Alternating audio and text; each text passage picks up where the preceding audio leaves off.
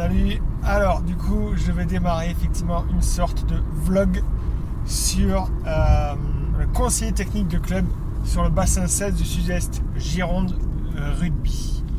Alors là il est 14h30, je suis vers Castelnau-Médoc et je pars pour le stade Réolais rugby sur la première séance, première séquence de ce que j'appelle les équipes techniques de club, les ETC.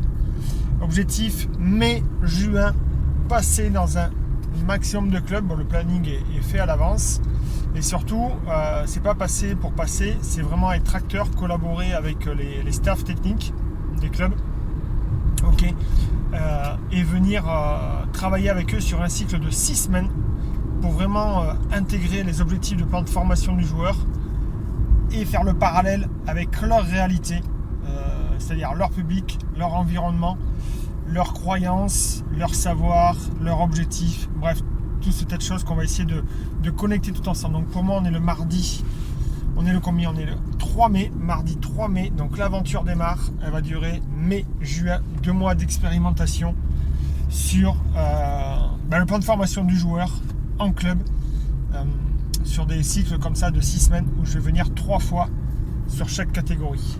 C'est parti. Alors là, ce qui va se passer, c'est qu'en fait, du coup, j'ai 1h30 de route. Là, il m'en reste 1 heure.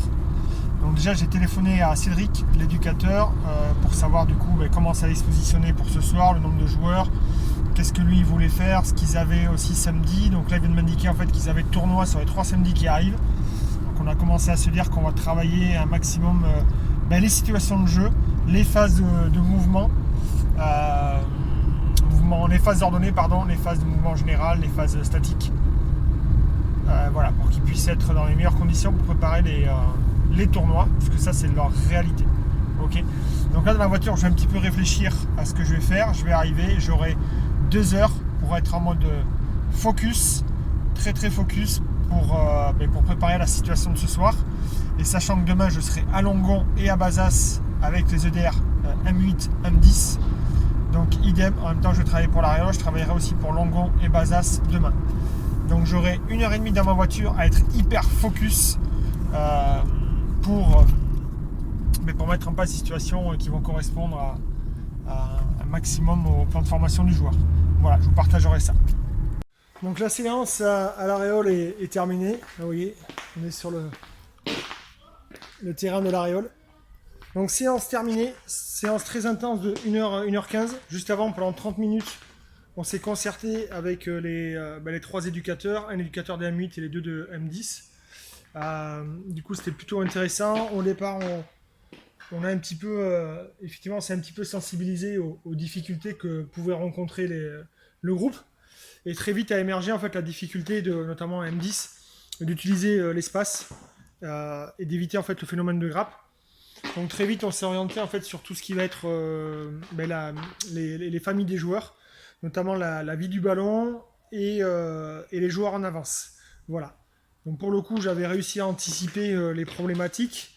Donc du coup, je suis allé avec les M8 pour faire la première partie et les M10 la deuxième partie.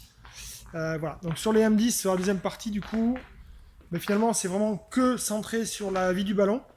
Qui va au soutien, que fait le porteur de balle déjà pour conserver le ballon, notamment avec le mode tracteur, j'avance, je suis puissant, je gagne du terrain, comment je chute, et derrière qui est réactif avec les soutiens offensifs. Voilà, donc pour ça on avait utilisé un porteur de balle, un soutien offensif et le relayeur qui est de suite très réactif dès que ça passe au sol. Donc du coup très intéressant, on a essayé de travailler avec de l'intensité maximum, donc c'était cool. C'était vraiment bien, très réceptif au niveau des éducateurs, ça c'est important. Des personnes qui ont envie d'apprendre, qui sont engagées et tout, donc ça c'est cool, ça facilite grandement les choses. Donc là l'idée c'est que mardi prochain, ils refont la même séquence, ok. Et moi je reviens dans 15 jours pour faire une évolution de cette même séquence. Voilà, sachant que samedi ils ont le tournoi à Bazas, donc je serai à Bazas aussi l'après-midi, donc c'est cool, on pourra déjà être sur les mêmes thématiques.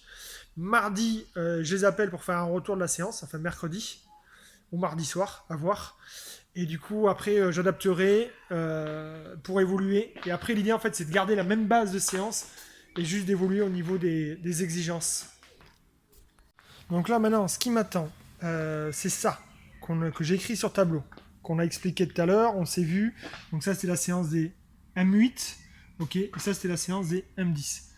Maintenant, l'objectif pour moi, c'est qu'en fait, maintenant que j'ai vu ce qui se passait sur le terrain, ça, je vais le formaliser en le mettant sur Trello.